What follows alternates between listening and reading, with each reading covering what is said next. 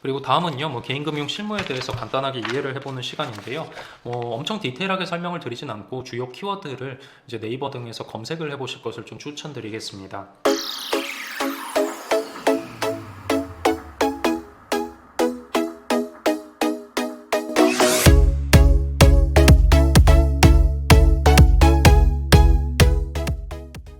최근에 핫 이슈로는 대환대출, 그리고 퇴직연금 상품이 있는데요. 그리고 스트레스 DSR 이렇게 크게 세 가지 정도 테마를 잡아봤어요. 그 중에서 대환대출, 퇴직연금, 스트레스 DSR 이 모든 거 검색은 해보시되 퇴직연금 관련해서 간단히 말씀드리면 DB형과 DC형이 이제 기업과 관련된 부분이고요.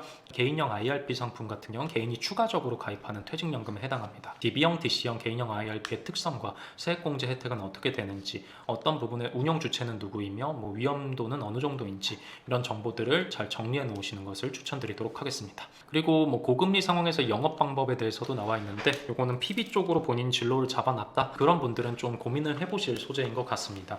고금리 상황에서는 보통은 이제 좀 안정적인 투자 정책 위주로 갈 수밖에 없는데요. 주식 상품 같은 경우는 일반적으로 소비재라든지 그런 것들이 경기 방어주에 해당하기 때문에 좀 경기 민감형 섹터보다는 경기 방어주 위주의 투자 전략을 제시하는 것이 맞을 것 같고요. 금이라든지 이런 대체 자산 중에서 추이 그래프 자체가 우상향하고 있는 것들 위주로 ETF 펀드를 투자할 것을 제한한다든지 그런 리스크를 좀 해칭할 수 있는 방안들을 최대한 언급을 해주시는 것이 필요할 것 같습니다. 그리고 그거 외에도 좀 보수적인 영업 기조로 해가지고 좀 리밸런싱을 추천한다거나 그리고 포트폴리오의 청산을 주기적으로 도모하고 특판 상품이 나왔을 때 안정적으로 수익을 도모할 수 있는 예적금 상품의 가입도 일정 부분 가져가게끔 한다거나 그런 부분에 있어서 좀 추천을 드릴 필요가 있을 것 같습니다. 그럼 미래 먹거리에 해당하는 상품 중에는 주택연금, 영모기지 상품을 한번 꼽아봤는데요. 이것도 네이버에 검색을 해보시면 어떤 상품인지가 잘 나오고 있기 때문에 최근 고연령층들이 많아지고 있고 그리고 퇴직 이후의 삶이 굉장히 길이가 길어지고 있죠. 100세 시대다 보니까요. 그런 측면에서 주택연금 상품도 수요가 장기적으로 봤을 때, 중장기적으로 봤을 때는 많아지지 않을까라는 예상에서 한번 미래 먹거리 사업을 한번 제안을 해보았습니다. 무슨 경험을 이야기해야 되냐? 개인금융 파트에서는 고객 응대 경험 당연히 준비를 해주셔야 되겠습니다. 고객 응대를 내가 어떻게 했는지 판촉적인 관점에서 이야기하셔도 되고요. 상대방의 속마음을 잘 헤아려 가지고 대응 방법을 결정했던 사례를 얘기하셔도 되고요.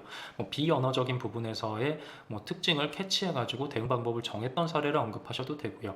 고객 컴플레인의 유형을 구분해서 대처를 체계적으로 했던 경험을 말씀해 주셔도 될 것 같습니다.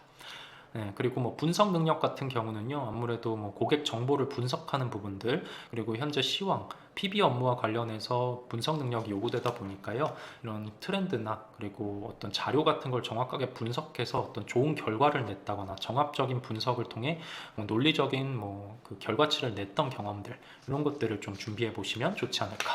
그렇게 생각을 합니다.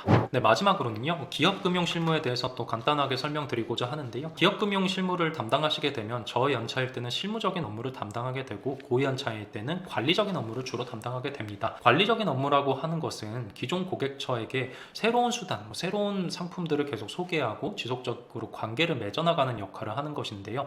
아무래도 이제 저연차일 경우에 예를 들면은 해외 송금 업무를 수행하는 역할을 한다면은 고연차일 땐 해외 송금을 할 때 환 리스크에 따라 발생할 수 있는 그런 손실을 해칭할 수 있는 수단을 파생 상품을 통해서 제안을 한다거나 그런 영업적인 면에서의 관리 이런 것들을 하게 된다고 이해하시면 좋을 것 같습니다. 그리고 주요 키워드는 락인 효과가 있는데요. 전반부 강의에서도 설명드렸다시피 락인 효과는 자물쇠가 잠그듯이 한 곳으로 들어와서 나가기가 힘들어지는 그런 상황을 통칭하는 것입니다. 은행 실무 중에서 기업금융 실무가 개인금융 실무보다 락인 효과가 크다 이런 말씀을 드리는데요. 이거는 아무래도 마진에 대한 정결권이 있어서 가능한 거가 아닐까 생각을 합니다. 정결권이라는 것은요, 그 대출금리를 취급함에 있어서 기업금융 담당자들은 어느 정도 그 정결권을 통해서 마진을 조정할 수 있다는 뜻이 되는데요. 성장 가능성이 굉장히 높은 기업이거나 안정적인 대기업 거래처라서 지속적인 거래 관계를 맺고 싶어하는 경우에는 초반 거래 관계에서 대출금리를 일정 부분 마진을 희생하고서라도 그 고객을 끌어당기기 위한 영업을 하는 경우가 있습니다. 그렇게 할 수 있는 이유는요, 추후에 퇴직연금 상품을 추가적으로 판촉한다든지 외환 관련 서비스 이용에 따라 비이자 수익의 확대 가능성이 존재한다든지 ERP 시스템을 활용하게끔 한다든지 이런 종합적인 서비스를 제안하고 상품을 제안함으로써 여러 상품을 신한은행 내에서 이용하게끔 하고, 그렇게 되면은 해당 고객이 이탈할 가능성이 더 낮아지기 때문에 가능한 것인데요. 그런 부분에서 아무래도 락인 효과가 큰 영역인 만큼 기업금융 담당자들은 단기적인 시각보다는 중장기적인 시각으로 고객처를 선별해내고 이런 파트너십을 만들어 나가는 것이 중요한 역량이지 않을까 생각이 됩니다. 그리고 디지털 금융으로의 전환 자체가 좀 한계가 있는 영역이 기업금융입니다. 기업금융에서는 아무래도 법적인 규제 이런 것 때문에 인감증명서를 받는다든지 이런 부분들이 존재하는데, 이런 것들을 이제 디지털로 전환하는 것에 있어서 법적으로 좀 제도적인 한계가 존재합니다. 기업금융 실무자들이 아예 없어지고 AI가 해당 업무를 대체할 것이라는 주장 자체는 너무 급진적인 주장이라고 생각이 듭니다. 그리고 여신 집행 시에는 재무적인 요소와 비재무적인 요소 두 가지 모두를 종합적으로 검토하게 되는데요. 재무적인 요소로 대표적인 걸 꼽아보자면 에비타라든지 영업이익들 이런 것들을 살펴보게 되는 거고요. 이제 신용분석사 자격증을 취득하면서 공부하신 내용들이 있다면은 이 부분에서 재무적인 요소를 내가 잘 검토할 수 있다는 걸 어필하시면 좋겠죠. 그리고 비재무적 요소에 대해서는 잘 모르시는 경우가 많은데요. 그냥 대표 개인의 관련 업계 경력도 보고요. 그리고 특허권의 보유 여부, 그리고 업계 자체 성장성, 그리고 비즈니스 모델의 특수성, 이런 여러 요소들을 살펴보게 되면서 그 외에도 직원의 능력 단위에 대한 실사를 하기도 하고요. 그리고 대표자와 직원과의 관계, 대표자의 오너십, 그리고 스튜어드십 코드, 이런 여러 가지 요소들을 종합적으로 검토를 하게 되어 있습니다. 그래서 이런 전반적인 요소들 플러스 또 대표자 개인의 신용 상태나 신용거래 내역들, 이런 것들을 종합적으로 검토해서 재무적인 요소에서는 조금 부족한 부분이 있을지라도 과거 데이터에 해당하기 때문에 이 기업이 앞으로 성장 가능성이 높다는 판단이 든다면 예외적으로 여신심사가 패스될 수 있는 경우도 많이 존재한다고 볼 수 있겠습니다. 그리고 영업 방식에 대해서 좀 살펴보면요, 네트워크를 활용하는 방식이 대표적이겠죠. 기존 고객의 소개를 통해서 영업을 한다든지, 신용보증기금이나 기술보증기금과 이런 연계를 해서 네트워크를 활용하는 방법들이 있고요. 집단성 대출이라고 해서 요거는 이제 아파트라든지 이런 것들, 대규모 주택들이 지어질 때 있어서 집단성 대출 상품을 영업해가지고 이런 거를 지점 점포 특화 상품으로 대출을 집행하는 형태도 업무에 존재합니다.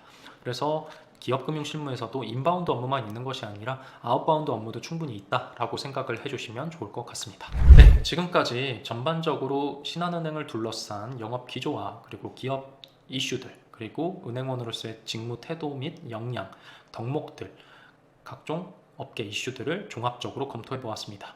제 관련 내용을 좀 학습해 보시고 추가적으로 인터넷을 통해서 좀 중요하게 제시해 드린 키워드들을 검색해 보시면서 조금 더 지식을 쌓아 보시면 좋을 것 같고요. 이를 통해서 면접에서 조금 더 차별화된 답변, 조금 더 은행원으로서 관심이 있을 법한 답변들을 구체화해서 제시해 보시는 것이 면접에서의 합격 확률을 높이는 지름길이지 않을까 생각이 됩니다. 그리고 인터넷 강의 외에도 트렌드 용어편, 그리고 실무진 내 직무 인성편, 이런 도서물도 제작이 되어 있기 때문에요. 해당 도서를 통해서도 좀 딥한 학습이 가능하다는 점 참조해 주셨으면 좋겠습니다. 네, 오랜 시간 강의 들어주셔서 감사합니다. 이만 물러가겠습니다.